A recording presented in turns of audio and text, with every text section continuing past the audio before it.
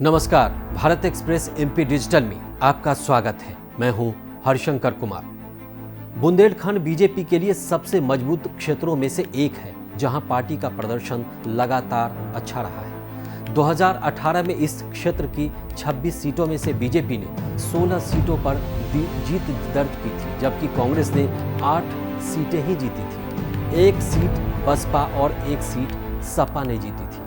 बिजावर से सपा विधायक राजेश मिश्रा अब बीजेपी में हैं। इस क्षेत्र में ओबीसी और ब्राह्मण मतदाताओं की मजबूत उपस्थिति है। अधिकांश सीटों पर इस जातीय के नेताओं का कब्जा है। यूपी की सीमा से सटे इस क्षेत्र में यादव आबादी को देखते हुए कुछ सीटों पर समाजवादी पार्टी भी चुनाव लड़ती है। कांग्रेस क्षेत्र के आर्थिक पिछड़ेपन को मुद्दा बना रही है। इस क्षेत्र के पिछड़ेपन के लिए कांग्रेस सत्तारूढ़ बीजेपी को पर यह आरोप लगा रही है कि उन्होंने विकास नहीं किया, इलाके की अनदेखी की। शिवराज कैबिनेट में 4 मंत्री इसी क्षेत्र से हैं। ओबीसी में लोधी मतदाताओं को आकर्षित करने के लिए उमा भारती के भतीजे और खरगापुर से विधायक राहुल लोधी को हाल ही में कैबिनेट में शामिल किया गया था। रहली सीट से बीजेपी विधायक गोपाल भार्गव के सामने कांग्रेस ने युवा चेहरे को टिकट दिया है।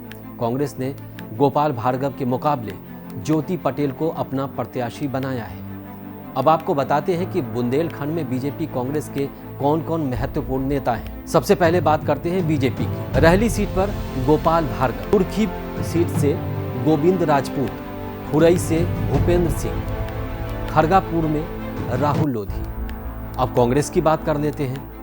छतरपुर में आलोक चतुर्वेदी, राजनगर में विक्रम नाती राजा, बांदा में तरवर सिंह लोधी। भोपाल नर्मदापुरम में कैसा रहा बीजेपी कांग्रेस का प्रदर्शन, हम आपको इसके बारे में भी बता दें। यह बीजेपी का मजबूत गढ़ माना जाता है और मतदाताओं ने पार्टी को कभी यहां से निराश नहीं किया। पिछले 3 चुनावों में कांग्रेस ने पहली बार दोहरे अंक में जीत हासिल की है। 12 सीटें कांग्रेस ने जीती, जबकि बीजेपी ने 36 सीटों में से 24 सीटें जीती। इसी क्षेत्र में शिवराज सिंह चौहान की बुधनी सीट आती है।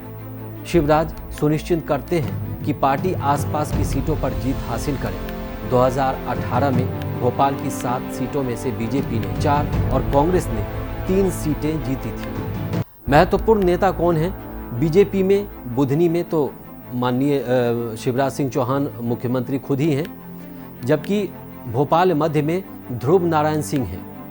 नरेला से विश्वास सारंग चुनाव लड़ते हैं और वो इस समय शिवराज सरकार में मंत्री भी हैं। अब कांग्रेस के नेताओं की बात कर लेते हैं। भोपाल उत्तरी क्षेत्र से आरिफ अकील हैं कांग्रेस के नेता। भोपाल दक्षिण पश्चिम से पीसी शर्मा हैं। भोपाल मध्य से आरिफ मसूद, ये कांग्रेस के बड़े नेता माने जाते हैं। 2018 में कांग्रेस ने उस महाकौशल क्षेत्र में बेहतर प्रदर्शन किया जो कभी बीजेपी का गढ़ हुआ करती है। ये 2018 में शहरी और एसटी मतदाताओं ने 2018 में कांग्रेस के लिए बढ़त आसान कर दी थी। इस बार बीजेपी इस क्षेत्र को कांग्रेस से वापस लेने की कोशिश कर रही है। 2018 में 38 सीटों में से कांग्रेस ने 24 सीटें जीती और बीजेपी ने 13 सीटें जीती। 2013 में ये उल्टा था।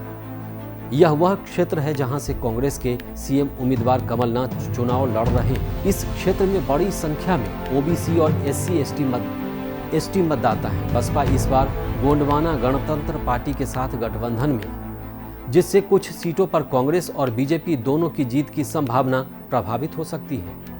शिवराज सिंह चौहान ने जबलपुर से लाडली बहना योजना की शुरुआत की, जबकि कांग्रेस नेता प्रियंका गांधी ने उसी स्थान से पार्टी के अभियान की शुरुआत की थी। महत्वपूर्ण नेता अब इस इलाके में कौन है?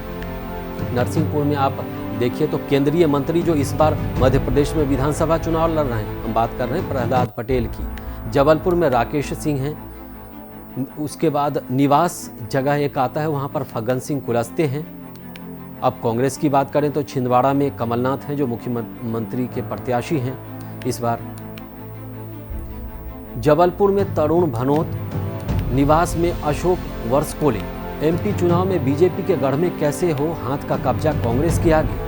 बुंदेल चुनौती है, जानिए सियासी समीकरण। आपको हमारा ये वीडियो अच्छा लगा हो तो इसे लाइक ज़रूर कीजिएगा और चैनल को सब्सक्राइब करें। देश और दुनिया की ताज़ा तरीन खबरों के लिए देखते रहिए भारत एक्सप्रेस डिजिटल।